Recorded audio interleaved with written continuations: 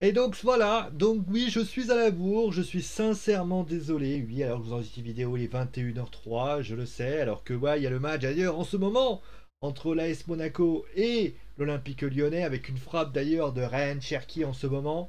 On va se retrouver donc bien sûr, par exemple pour le débriefing à 20h, à 23h30, pour ainsi dire, mais on va parler bien sûr, comme je vous l'ai promis, de AEW Rampage, avec trois matchs qui vous ont été proposés, trois matchs qui vous ont donné sans doute la chair de poule, qui vous ont donné envie peut-être de casser votre télé, je ne sais pas. Mais en tout cas, la question que tout le monde se pose, bien évidemment, est-ce que ça a été à la hauteur ou non? Eh bien, c'est ce que nous allons essayer de savoir lors de ce show en question. Alors, qu'est-ce qui s'est passé concrètement? Que s'est-il passé durant ce show, pour ainsi dire? Allez, c'est parti donc, on va analyser tout ça avec donc le premier show, le premier événement qui ont eu lieu durant cette rencontre. C'est bien sûr le match entre CM Punk et Matt Sydal. Matt Sydal, qui bien sûr on connaît sous le nom de Evan Bourne, alors que nous sommes la deuxième minute de jeu, alors qu'il y a une balle qui a été passée du côté des Lyonnais. Et donc, qu'est-ce qu'on peut dire finalement de ce match? Alors, le début de match a été relativement assez classique. Alors, c'est vrai qu'il n'a pas été extrêmement foufou, pour ainsi dire. Mais il s'est passé que concrètement, le match est monté dans les tours, a accéléré, a été plus intéressant au fil du temps. Et on va pas se leurrer, moi j'ai adoré cette qualité, j'ai trouvé que c'était plutôt bon. Matt Sydal est encore une fois un excellent lutteur et on le sait. Et il l'a encore prouvé ce soir à Rampage, où il a notamment fait une prestation excessivement, extrêmement très très bonne. Il y a un Monégasque qui donne en profondeur directement. Attention, peut-être. Non, ça a été mal placé, malheureusement. Donc, et finalement, le GTS qui est porté pour le compte de 3. CM Punk qui bat encore une fois un lutteur. Bon, là, c'était plutôt un ancien qui l'affrontait. Moi, j'attends vraiment une chose, par contre. J'attends vraiment une vraie rivalité pour CM Punk. Je trouve encore relativement faible. Mais c'est vrai que pour le moment, j'ai trouvé que ça manquait de coffre et que ça n'était pas très intéressant de voir. CM Punk qui gagne, c'est cool. CM Punk qui parle, c'est cool. CM Punk qui a une rivalité, c'est encore plus cool, concrètement. Voilà. Donc voilà un petit peu ce que j'avais à dire par rapport à ça. Voilà. Le second match qui a été proposé, alors oui, je sais que la vidéo va être très très courte, mais d'un côté, le match, on va dire, le show dure autant qu'NXT UK. Donc à un moment donné, vous ne pouvez pas vous attendre à ce que je fasse des longs épilogues à un moment donné comme ça. Hein. En plus, voilà, je suis en train de regarder un match en même temps. Si je tourne la tête, je vous préviens, c'est vraiment parce que il y a un match qui a eu lieu et que bien sûr, débriefing oblige, je vais de le faire. Ensuite, on a eu donc le second match, qui était donc le match entre Ruby Soho, aka Ruby Riot, qui faisait face à The Bunny, hein, le lapin.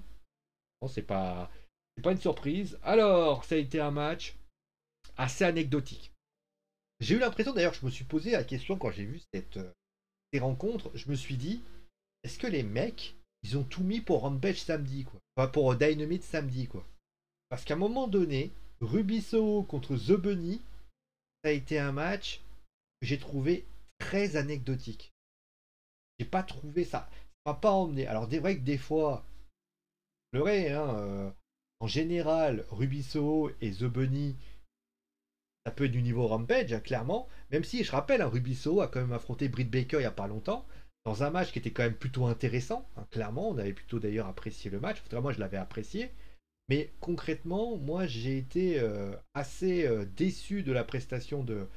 Ah, tu me diras, c'est The Bunny à un moment donné. The Bunny, j'avais vu lutter dans un match référence, donc concrètement, alors que les Monégasques ont réussi à récupérer le ballon, il y a deux actions, attention, peut-être qu'il y a un sur le côté gauche, la frappe, et malheureusement, c'est dessus. Oh, non, ça passe sur ta côté, voilà, aussi mètre.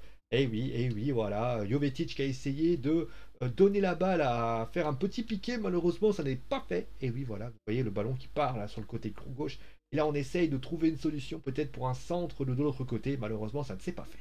Bon, on va revenir là-dessus. D'ailleurs, je précise que nous sommes sur Canal Plus décalé, ce qui est un scandale. Bon, plus sérieusement, j'ai trouvé voilà, que le match a été, de mon point de vue, assez anecdotique. Il va falloir quand même que la division féminine, il y a quand même du mieux, hein, clairement, mais c'est quand même assez, voilà, c'est assez maussade pour ainsi dire. Après, la semaine prochaine, les choses pourraient être différentes puisqu'on aura le dévoilement du tableau du tournoi de Championship CBS qui va nous emmener sur la fille qui remportera le championnat CBS et aussi le tournoi World Title Eliminator où Pac affrontera Andrade El Idolo. Attention avec la frappe, et c'est justement capté par le des gardiens, Alexander Nobles, qui a donc réussi, voilà, avec cette frappe qui est bien. C'est la frappe, c'est pas la frappe de PD. Donc après ça, on a eu donc après le trios match entre Chris Jericho, Jake Hager et Sammy Guevara, qui est donc face à Ed Temple, Scorpio Sky et Juno Dos Santos. Euh, Début de match très bon. Alors, début de match assez endormant. Voilà, je me suis endormi à un moment donné. Et après, le match a accéléré et le match était bien mieux au fil du temps. Voilà, la première partie de match où tu t'es dit, ah, c'est quoi, pourquoi je suis là. Et puis après, il y a eu un bien meilleur deuxième partie, pour ainsi dire. Et donc, c'était quand même assez sympa de voir ça et de la prestation qui a été proposée. Voilà. Bon, qu'est-ce qu'on peut dire finalement de ce show? Parce que à un moment donné, il faut quand même rappeler que le show de SmackDown, et là c'était greffé un petit peu à Rampage. Je rappelle que le show de Rampage a lieu à 22h. Donc forcément, si vous faites 2h30 alors que le show de SmackDown commençait à 20h, vous doutez sans doute qu'il va y avoir un moment donné. Je vais m'en contenter finalement. Alors je sais que certains vont me dire, oui messieurs, tu peux pas les comparer parce que là c'était dans le main event et là c'était l'opener. Alors je suis en partie d'accord avec vous. En partie d'accord avec vous, c'est vrai que c'est pas le même début. Sauf que le cas de Rampage est différent. Rampage est un show qui dure au bas mot 45-50 minutes. Ça veut dire que concrètement, au moment où SmackDown ferme boutique, on est déjà quasiment au main event. Donc ça veut dire que si tu fais un show où tu mets de la merde au début, c'est-à-dire que le spectateur qui va regarder ça, déjà, il va se mettre dans la tête que dans une demi-heure, il va se faire chier. Alors, je peux te dire que le show, il va quand même l'aider parce que tu peux te dire qu'il va l'aider à patienter. Et puis aux dernières nouvelles, tu as quand même CM Punk qui fait face à Matt Sydal dans un match que je rappelle avait dit que j'avais dit qu'il était plutôt intéressant et plutôt bon.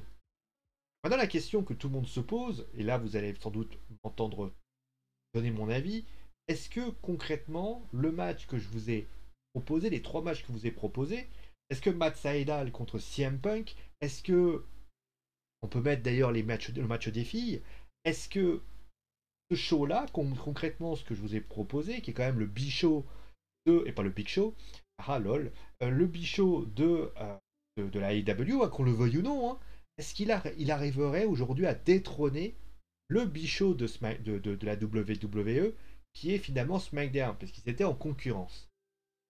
La réponse est non. Pourquoi? Regardez, on va prendre les 30 minutes. 30 minutes, c'est pas compliqué. Vous prenez, il y a Sasha Banks, Becky Lynch, et il y a la signature de contrat entre Brock Lesnar et Roman Reigns. Vous savez que vous êtes en concurrence directe.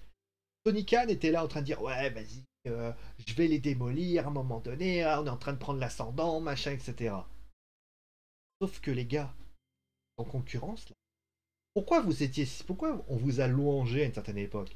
Parce que vous avez réussi, et on vous en donne d'ailleurs la clémence et la félicitation, d'avoir réussi à mettre à terre NXT. Aujourd'hui, si la All Elite Wrestling peut se targuer d'avoir réussi aussi à récupérer des lutteurs, d'avoir réussi à faire ça, c'est aussi parce que du côté de la AEW, ils ont réussi à battre un concurrent qui était le C-Show de la WWE et qui était destiné à vouloir mettre à mal la All Elite Wrestling. Et malheureusement, la mission a été une réussite pour la AEW. Sauf que là, tu t'attaques à SmackDown, qui est pour moi aujourd'hui le show. On dit le Big Show toujours, mais il y a celui qui a les plus grosses audiences, mais qui était avec un handicap, puisque tu étais sur FS1. Vous voyez ce que je veux dire? Ils étaient sur FS1. Et donc la question qu'on se pose, c'est est-ce que ça, ça peut sauver Raw? Est-ce que ça peut déjà concurrencer Raw? Non. Pardonnez-moi.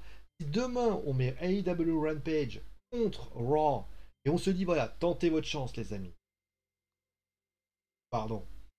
Bah, j'ai envie de dire, non, ça ne marchera pas. Là, j'ai pas compris pourquoi ils ont fait ça. D'habitude, tu vois, je m'en fous un peu, tu vois, ils font leur show. Et même les shows que j'ai déjà regardés auparavant, il y avait quand même matière à travailler. Il y avait quand même des choses. Là, on a quand même un show, je trouve, à part Matt Sydal et la deuxième partie du Trials Match, pour ainsi dire. Sinon, le reste, il n'y a rien.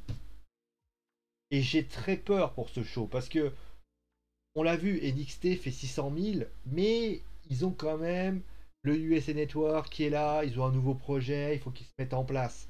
Rampage, quand même TNT. Alors je sais pas quelles sont en concurrence à TNT à l'époque, mais après ça vont me dire, oui mais ils sont à 22h. Ouais, mais alors s'ils étaient à 20h, clairement, SmackDown les mangerait. Donc à un moment donné, ils sont bien contents d'être à 22h. Moi je pense que ce qui serait peut-être intéressant pour Rampage, c'est peut-être de le décaler à un jour, déjà de semaine. Moi je pensais par exemple, alors je sais que c'est un peu osé parce que ça énerverait peut-être peut-être de le mettre le mardi face à NXT en fait. NXT n'est pas au mieux. Autant essayer de les concurrencer dans un show bichot. Ça serait quand même une sacré truc de quand même réussir à battre à nouveau NXT 2.0 au demeurant. Donc voilà, j'ai pas grand chose à dire par rapport à ça. Show assez anecdotique. Toy Combi qui donne. Non, non, non, donc voilà. Merci à vous tous d'avoir suivi l'émission. C'est pas aujourd'hui que la AEW réussira à dominer SmackDown. Et c'est tout leur mal que je leur souhaite. Allez, prenez soin de vos mises bien. Et ciao les amis.